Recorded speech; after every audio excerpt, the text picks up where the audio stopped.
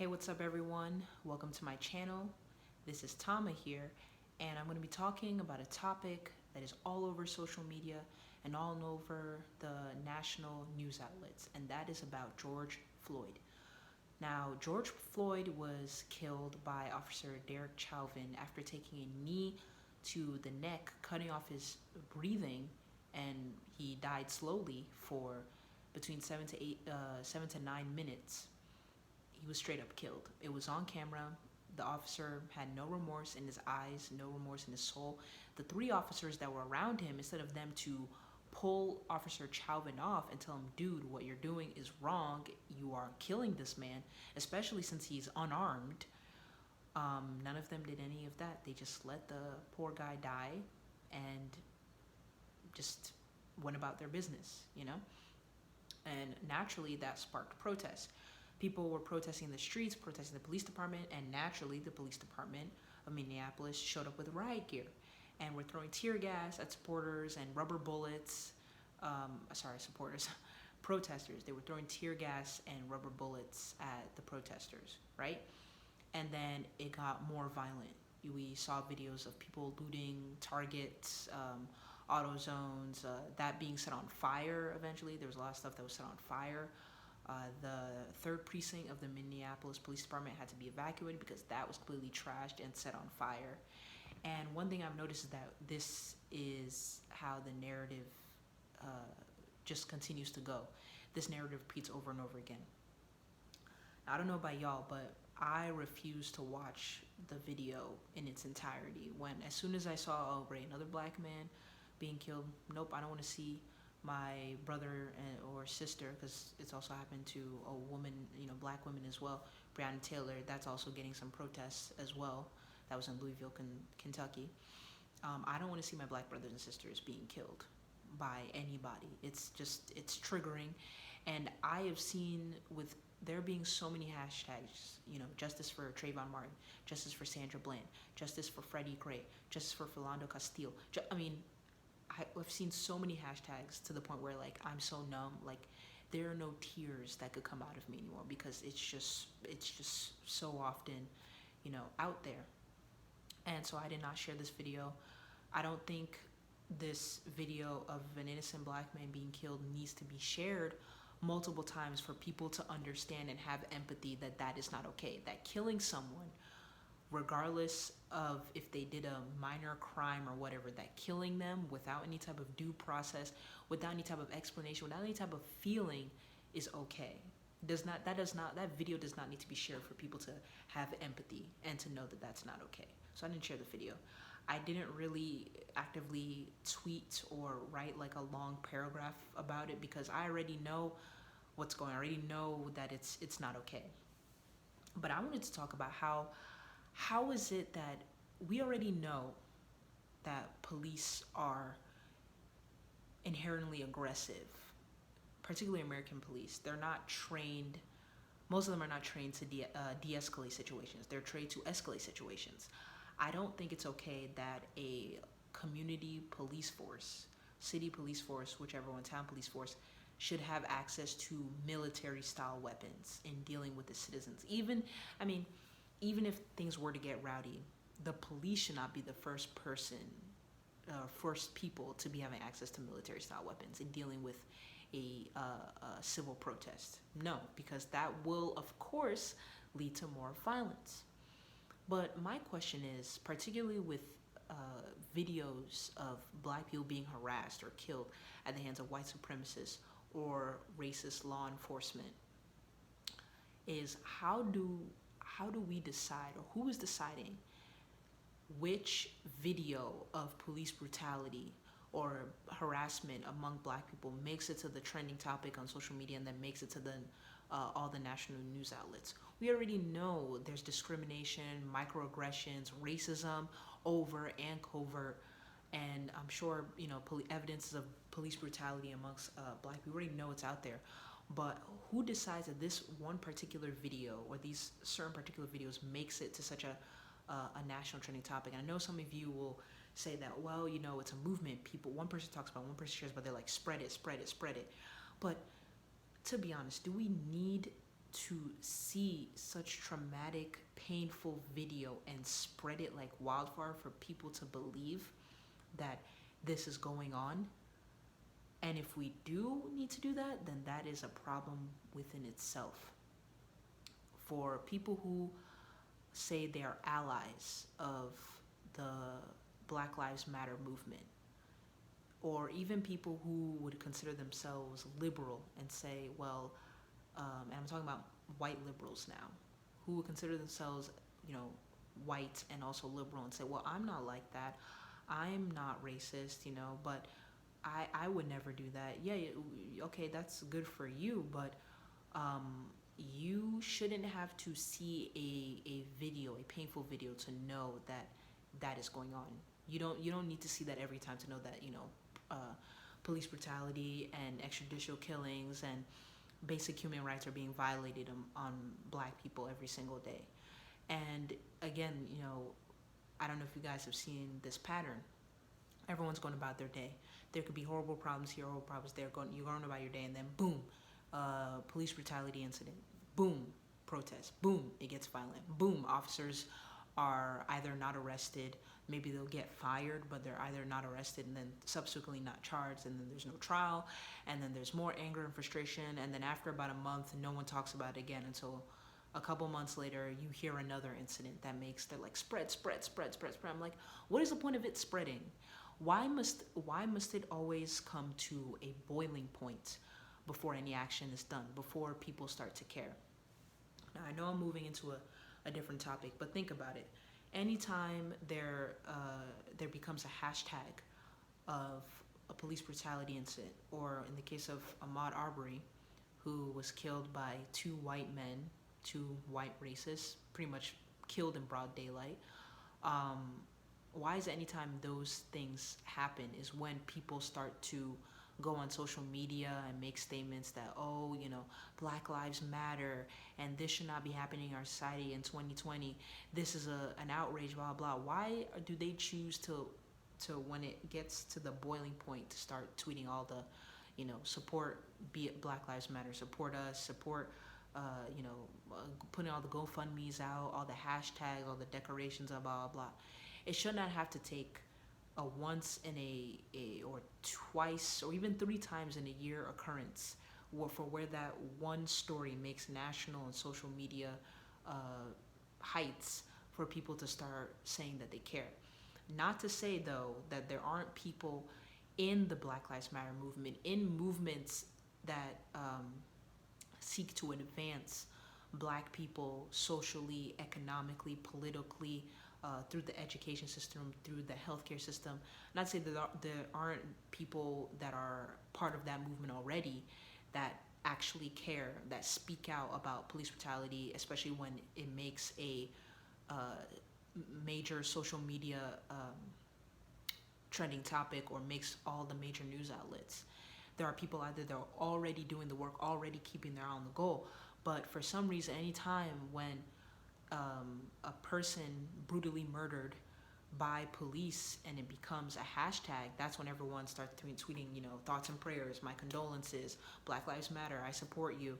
And it's a rinse and repeat. Protesters getting angry, some getting violent, and rightfully so, when the same officers are not being charged, or they'll get charged and it's a pathetic sentence that does nothing. Like right now, the DA, Freeman, he just came out and said that the officer who was responsible for killing George Floyd, that he's going to be arrested and charged with third-degree murder and manslaughter. That is a PR move. For those who have been watching these types of police brutality incidents and stories play out, it's a PR move. In fact, even the way the DA was talking, and I've heard some people on social media saying that he should recuse himself from this case because he has no remorse, no feeling, no actual connection to wanting justice. So I've heard about him for a while. But anyway, yeah, he said the guy's going to be arrested and charged with third-degree murder and manslaughter, which is not going to do anything. I know the goal of that is to quell the protests and then quell the media outlets from covering it anymore, because all the media outlets have been covering right now is that, these officers haven't been arrested and charged yet, that the protesters are still angry, still upset, and the mayor, who's literally America's Justin Trudeau. I mean, take a look at Justin Trudeau, take a look at the mayor of Minneapolis, same dude. But yeah, the mayor of Minneapolis, Jacob Frey, he came out and said, Black Lives, basically the whole statement, Black Lives Matter, and that these officers should be charged. He called on the officers to be charged and arrested. And as legally as a mayor, he can't do that. That's the DA's office. And the DA's office initially for the 2 days was, I'm not going to do anything. I'm not going to say anything. The DA literally said there wasn't enough evidence initially to arrest those officers. But now that the city's burning, he's like, oh, okay, yeah, I guess I should probably do something now. And a reporter actually asked the DA, they said, okay, what about the other 3 officers who were involved and who did nothing to alleviate the situation and stop Officer Chauvin from kneeing to death George Floyd? Are they going to be arrested and charged? He said, oh, no. We're going to focus on Chauvin right now. He's the main guy. He's the main suspect. We're going to get him. PR move. He doesn't care. And it's how it always is, unfortunately. Anytime a high-profile case like this gets national attention, social media attention, it's the same rinse and repeat.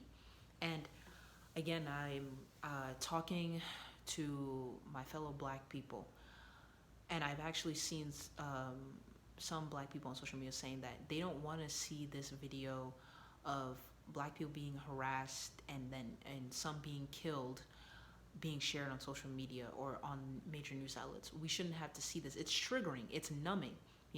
We've seen so many instances of Black people getting killed by the hands of police that you really can't cry anymore because you're so used to it. And what does it really help?